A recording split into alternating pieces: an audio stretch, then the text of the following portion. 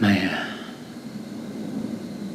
The mind is seen as a pond by mystics, philosophers, sadhakas, buddhas, rishis, whoever went on looking at the patterns of the mind from surface to the depth, started realizing that the dreams, they flow, the thoughts, they flow on the surface of the mind.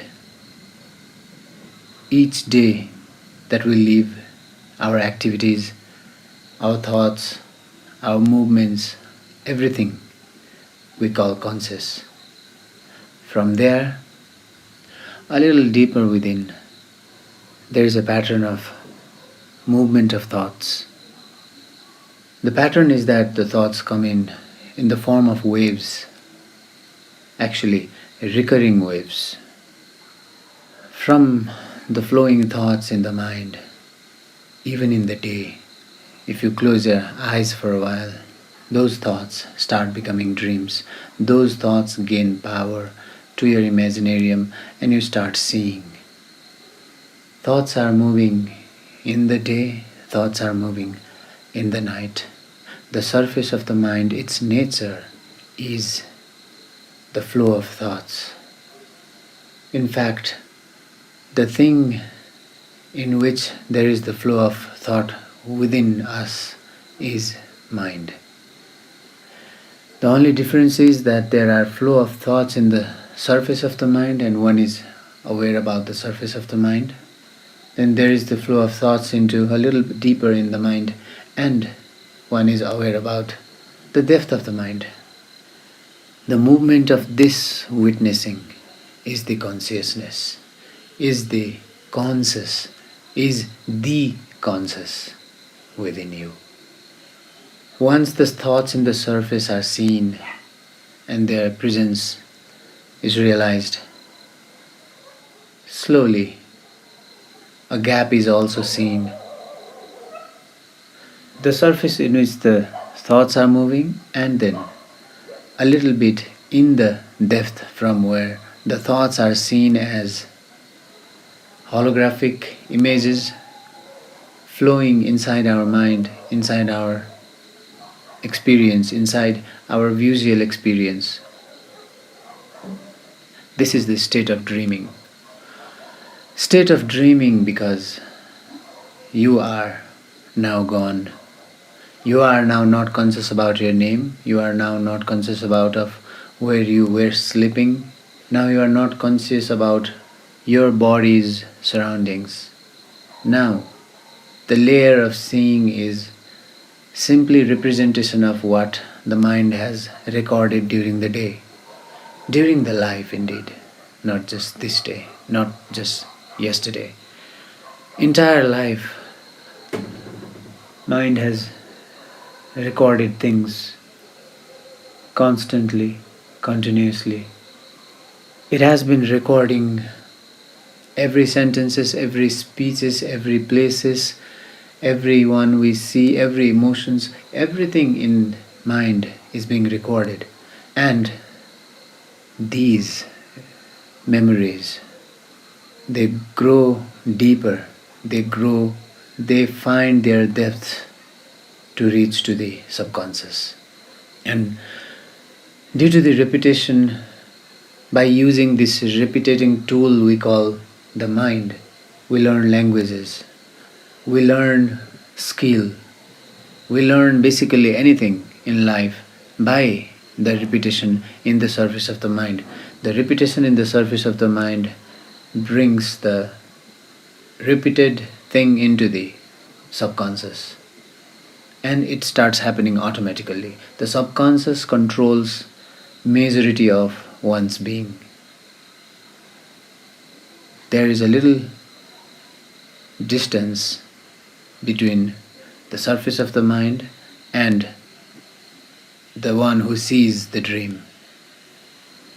During a sleep, given the condition that no consciousness is exiting from the body and nothing from this world is entering into the body. Or when you are deeply asleep, then the very thoughts that the mind used to project in the day are now becoming dreams. The moment when you realize it is a dream, the moment people know as lucid dreaming, you are free from the dream a little bit. You are aware about the dream a little bit. But soon the dream will catch you. Soon the mind will fall into the dream again. So lucid dreaming is still a dreaming. A little bit deeper than that, a little bit closer towards you from that, is the experience of knowing that the surface has many thoughts running, and a little bit the dreaming is happening, and then the knower that knows the dream is happening. The moment the dream is known, the moment the dream is seen, it ceases to be. The dream is no more. You are awakened.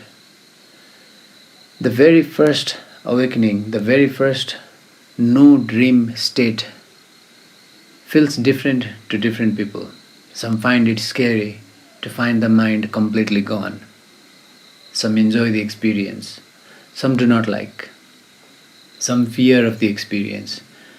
But this moment of no thoughts, this moment of being away from the mind itself, has been happening to each one of us every night. While we are deep asleep, the consciousness vanishes. Nothing is recalled, yet the body is. And yet the consciousness is deeper within, has dived within. Being conscious in the dream is being conscious in the subconscious, in this state from where it is seen that there is a subconscious projection of thoughts in the surface of the mind. Any moment, any time. This way, when the subconscious is reached, the subconscious becomes your conscious. And the deeper layers of the stories are seen.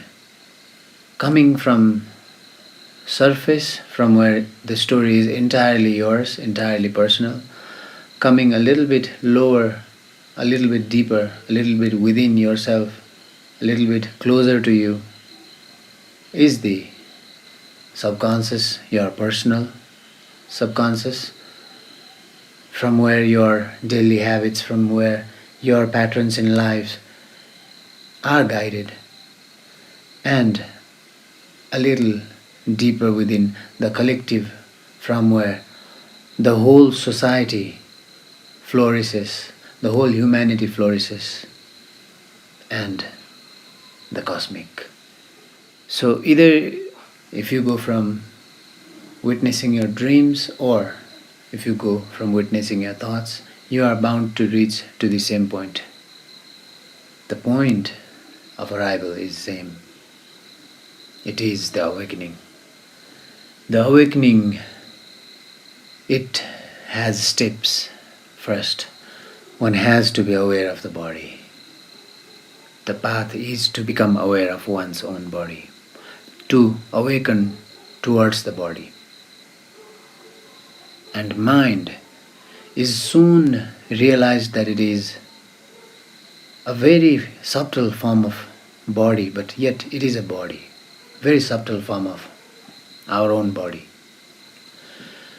So as soon as you become still and start witnessing your body, you are automatically witnessing your mind too. The only thing the being is tricked into is that there is inside and there is outside. If the outside world is seen as outside, and if the inside world is seen as inside, then there are differences.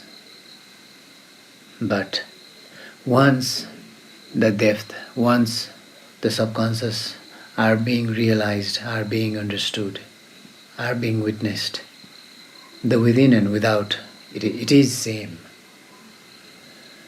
So, being aware about the thoughts is being away from the thoughts. something you see, something you realize, something you experience, you are at a little bit of distance with that. In Buddhism, it is perceived, it is experienced, it is discussed that there is a tiny moment, a subtle, tiny moment from the point you feel burn, your body gets the burn from the candle, to the point you realize that the body is in pain. So there is a tiny gap between that. Scientists have found that time between the moment of incident and the experience is slightly delayed.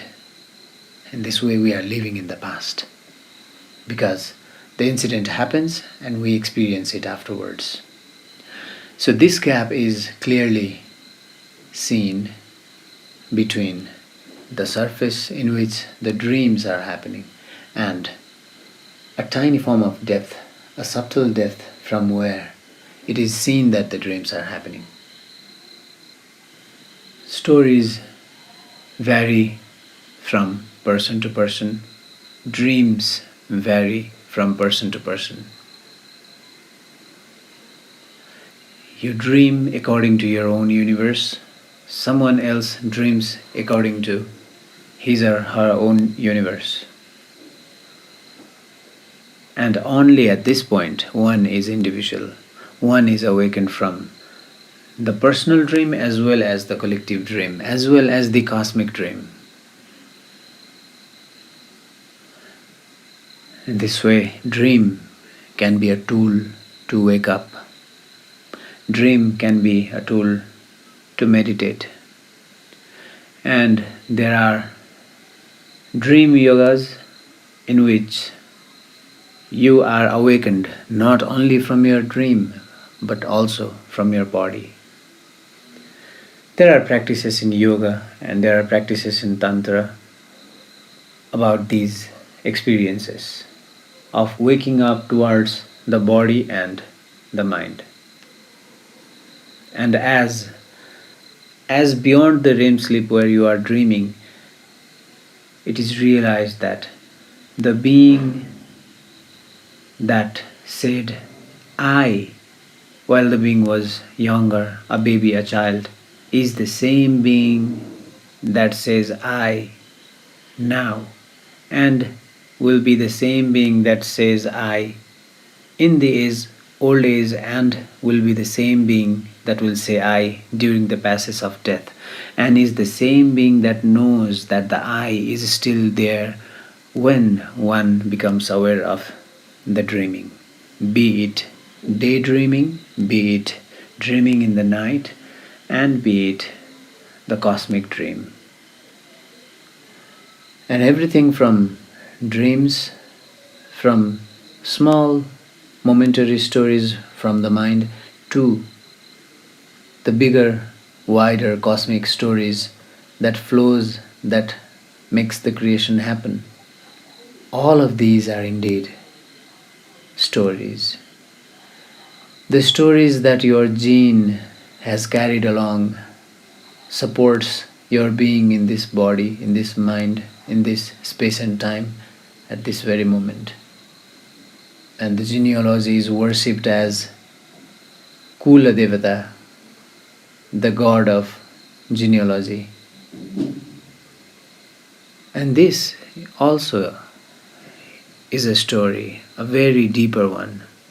The story that took millions and millions and millions and billions and billions and billions of years to form.